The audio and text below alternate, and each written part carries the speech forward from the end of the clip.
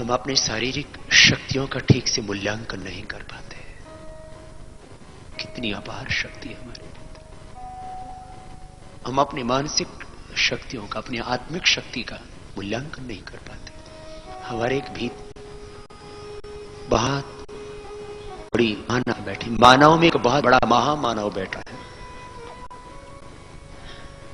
महर्षि अरविंद घोष, श्री अरविंद ने उस भीतर के महामानव को जगाने के लिए जीवन भर ज्ञान यज्ञ किया।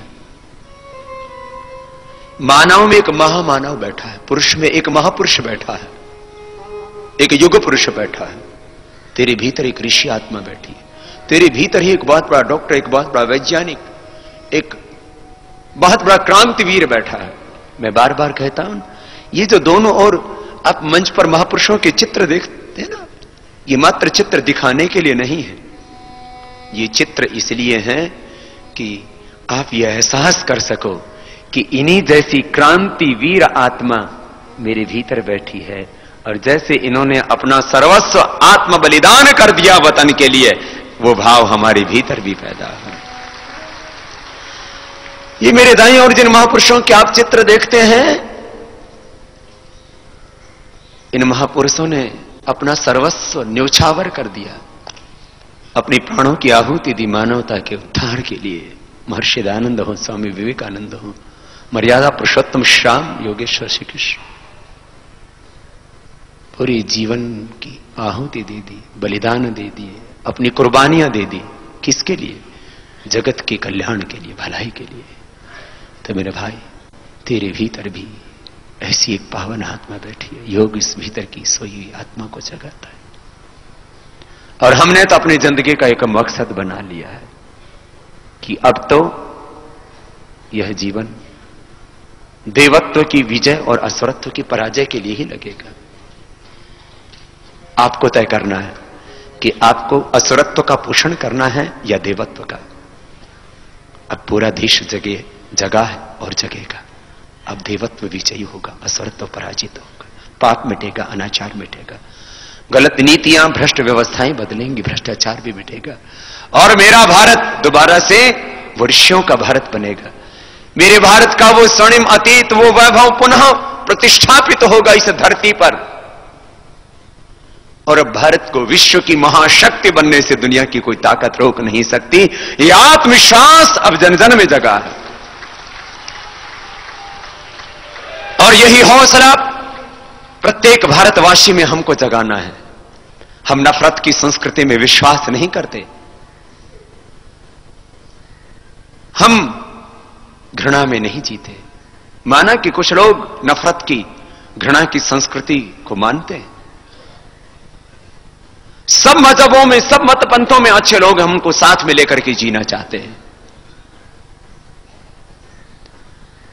आजादी के प्रथम संग्राम से लेकर के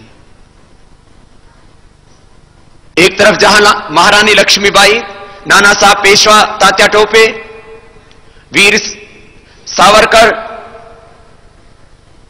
संघर्ष कर रहे थे, छत्रपति शिवाजी अपनी जान की बाजी लगा करके दुश्मनों पर प्रहार कर रहे थे, महाराणा प्रताप घास की रोटियां खा करके और वतन की रखवाली कर रहे थे, और हमारे क्रांतिवीर सुभाष चंद्र बोस, चंद्रशेखर आजाद और भगत सिंह ने अपनी जवानी मां भारती को भेंट चढ़ाई थी। तो दूसरी तरफ अजीमुल्ला बेगम, जीनत महल, बहादुर शाह जफर भी उस क्रांति के सफर में हमारे साथ खड़े थे। बख्त खां, मौलवी अहमद शाह और अमार सोना बांग्ला के महागायक और क्रांति के नायक काजी नजरुल इस्लाम, हम चाहे इकबाल को देखें या तमाम और दूसरे, अशफाक उल्लाह खां जो राम प्रसाद बिस्मिल के साथ साथ खड़े होकर के इस क्रांति में आगे बढ़ रहे थे, तो सबने मिलकर के हमने क्रांति की। और इसीलिए हम कल देवबंद गए कि पहले भी हम अंग्रेजों को भगाने के लिए साथ साथ खड़े हुए थे, साथ साथ लड़े थे। अब अंग्रेजियत को मिटाने के लिए, भ्रष्टाचार को मिटाने के लिए भी हम आह्वान करते हैं कि आओ साथ साथ मिलकर के बढ़ें। और इस एकता की देश को जरूरत है। और उसके बावजूद भी मैंने माना कि कुछ लोगों के दिलों में आज भी नफरत है। नफरत मिटी नहीं है, इसका मतलब यह नहीं है कि नफरत पूरी मिट चुकी है। अब फितरत अभी भी कुछ लोगों के दिमागों में है, लेकिन वो नफरत भी मिटेगी, हम ऐसा भरोसा करते हैं। सारी नफरतें मिटेंगी। मैंने कल भी कहा, अरे मेरे भाइयों, जरा अपने अतीत की ओर निहारो। बहुत लोगों ने मुझसे कहा, बाबा आप टोपी वालों के बीच में जा रहे हो, आपको डर नहीं लगता? मैंने वहां भी जाकर किस बात को कहा कि मैंने कहा, मैं आपके ऊपर आपके लिबास को और इस टोपी को नहीं देखता, आपके भीतर मैं अपने पूर्वजों को, खून को देखता हूं। क्योंकि हमारा और आपके पूर्वज तो एक है, खून तो एक है, वतन एक है, ध्येय एक है। पहले हमने वतन को मुक्त कराया, गुलाम भारत को आजाद बनाया, वतन को आगे बढ़ाया, साथ मिल करके आओ अब एक नया भारत भी साथ मिलकर के बनाए। मैंने कहा कुछ शैतानी ताकतें होंगी, लेकिन उनसे हमें डरने की जरूरत नहीं है, आगे हम बढ़ेंगे। और मैं तो अंतिम यही की बात कहता हूं,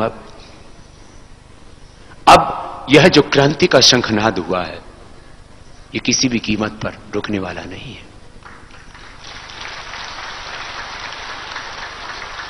और कोई भी क्रांति तभी सफल होती है जब हम अपनी कुर्बानी देने के लिए, आत्म बलिदान देने के लिए तैयार होते हैं। तो मैं समझता हूं कि जब मैंने खुद को आत्म बलिदान के लिए तैयार किया है, खुद को शहादत के लिए तैयार किया, कुर्बानी के लिए तैयार किया है, तो आप में से कितने लोग हैं जो अपनी शहादत, अपनी कुर्बानी, अपना आत्म बलिदान देने के लिए तैयार हैं?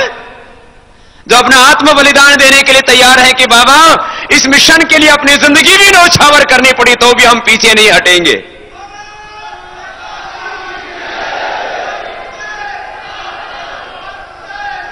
तो आपके हौसले,